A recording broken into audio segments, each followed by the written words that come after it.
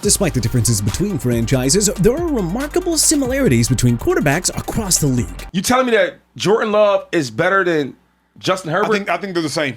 I think they're the same. Cool, I think they're cool, bet.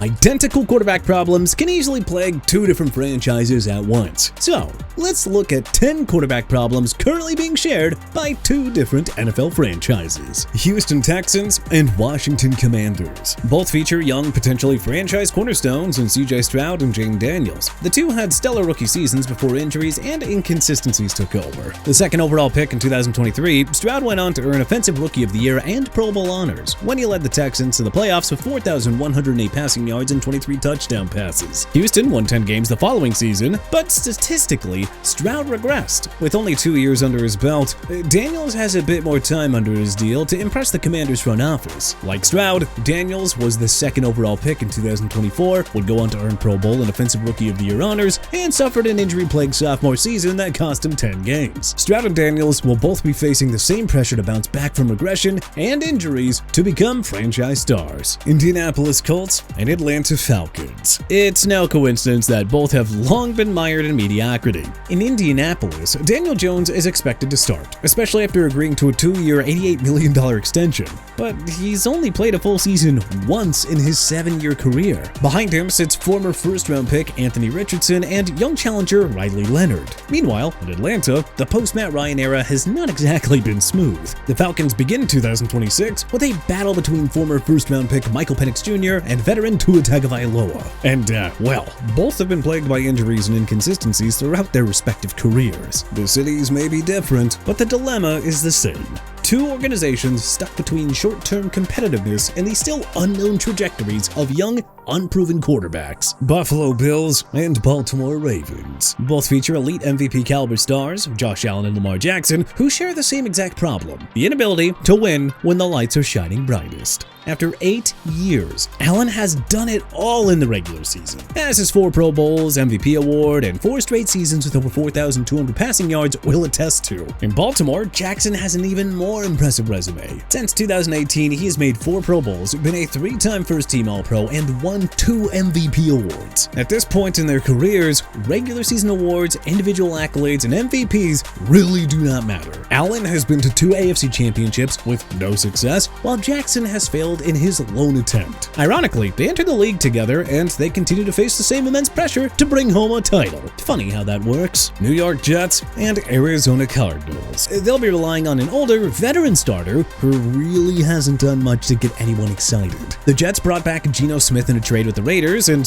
hey, why not? Especially since, the first time around went so well. New York had Smith for the first 4 years of his career, including 2 as a starter. So they know what he is as a quarterback, and that's one who's quite simply below average. Right now, Arizona hasn't named a starting quarterback, but it's widely believed that it'll ultimately be veteran Jacoby Brissett, and that just excites nobody. If Smith is below average, then the best way to describe Brissett is, if there was a minor league for football, he would be really good. So, sadly, it'll be another season without hope in New York and in Arizona. Los Angeles Rams and Pittsburgh Steelers. Stafford is currently 38 years old, and Father Time is undefeated. While he led the NFL in passing yards and touchdowns and won the MVP last year, a decline will be a-coming, and it's coming sooner rather than later. There's also another possibility. At his athletically advanced age, he might be operating on a year-by-year basis, and if the Rams win a championship, it could be time to retire. On the other hand, Pittsburgh has been in the same position for the last decade, good enough to make the playoffs, but not quite good enough to win a Super Bowl. Now, for the first time in 19 years, the Steelers will have a new head coach, but essentially the same exact team. Aaron Rodgers returns for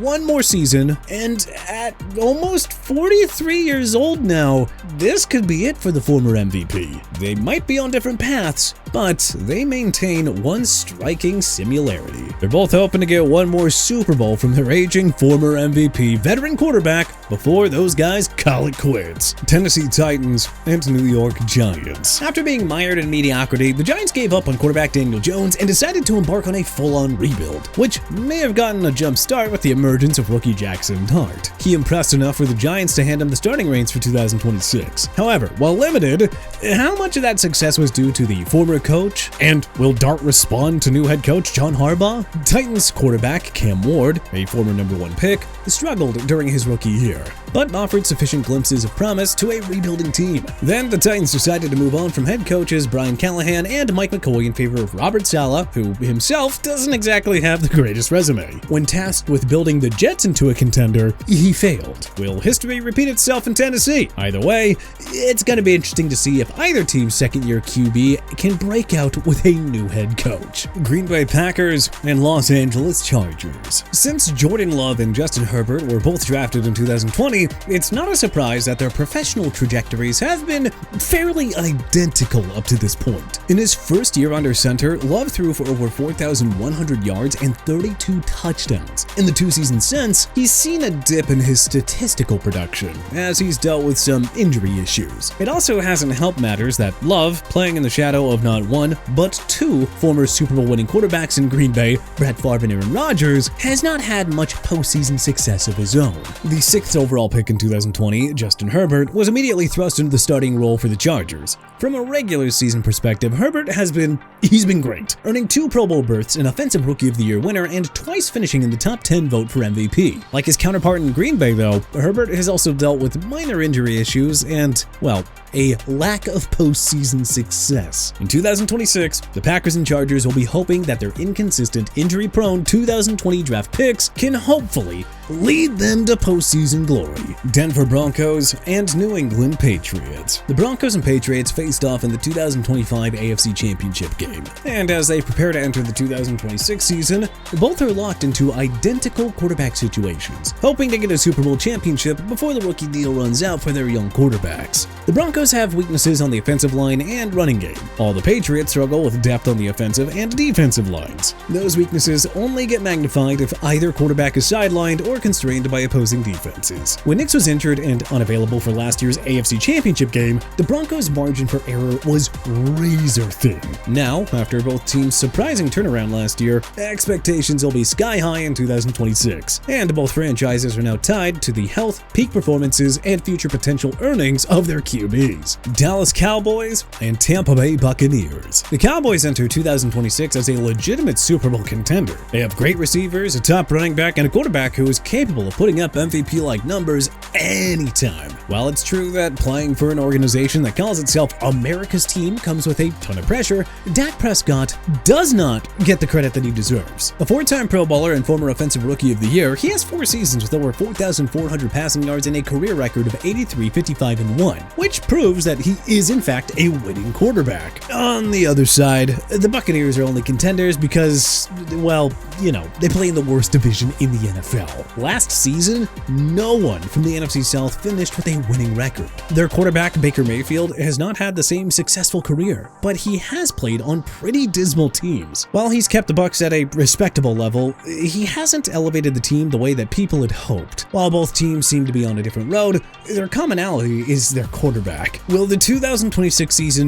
be the year that the 2 quarterbacks, both in their early 30s, finally get their good but not great team past the divisional round? Carolina Panthers and Jacksonville Jaguars. It can be a risky move when teams draft a quarterback with the 1st overall pick. So, when the Panthers and Jaguars drafted quarterbacks with the 1st overall pick, they were taking a huge gamble. After 4 inconsistent and injury-riddled seasons, Trevor Lawrence finally started to show the Jaguars what he was capable of in 2025. The quarterback led the Jags to a 13-4 record, throwing for 4,007 yards and 29 touchdowns and finishing in the top 5 voting for the MVP award. Entering his 3rd season in the league in 2025, Panthers signal caller Bryce Young finally began showing signs of promise that made him a #1 pick. The issue now is, can Young build on his emergence last year? Despite being at different points in their careers, Lawrence and Young do share some similarities. As first overall picks, both franchises and their fan bases are expecting franchise-altering results with limited success, and have both dealt with inconsistency. Now, both passers need to justify the long-term financial investments